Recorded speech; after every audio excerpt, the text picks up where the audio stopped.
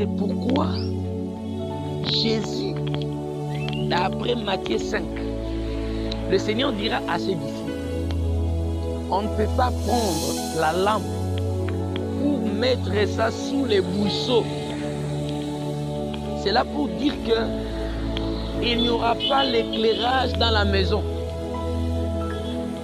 Voyez-vous, Jésus dit, il faut que la lampe soit placée sur le chandelier pour éclairer les gens qui sont dans la maison.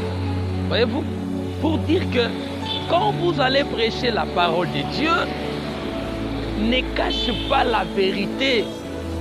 La vérité doit être placée sur la table pour éclairer le peuple.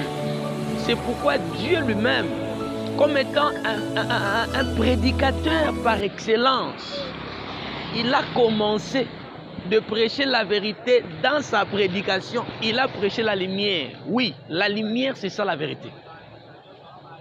Donc, autrement dit, Dieu, le fait de dire que la lumière soit, le fait de déclarer, en disant que la lumière soit, c'est le fait de dire que voilà comment l'évangile doit être prêché.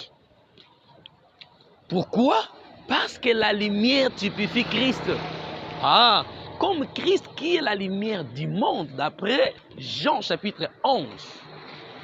Jésus dira à ses disciples qu'il faut que je fasse tandis qu'il est jour, parce que je suis la lumière du monde. Par là, nous comprenons que la lumière que Dieu avait déclarée dans la création, c'était Christ.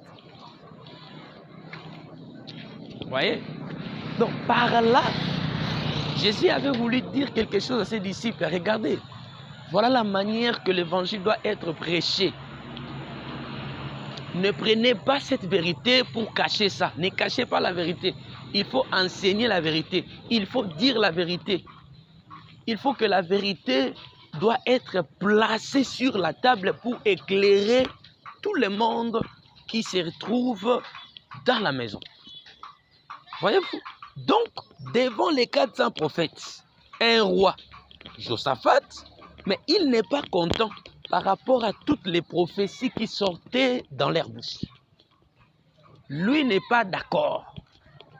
Il dira au roi Achab, est-ce qu'il n'y a pas un prophète par qui nous pouvons consulter Dieu?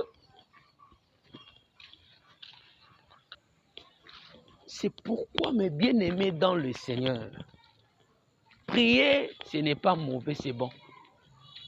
Mais trouver une église, ce n'est pas facile.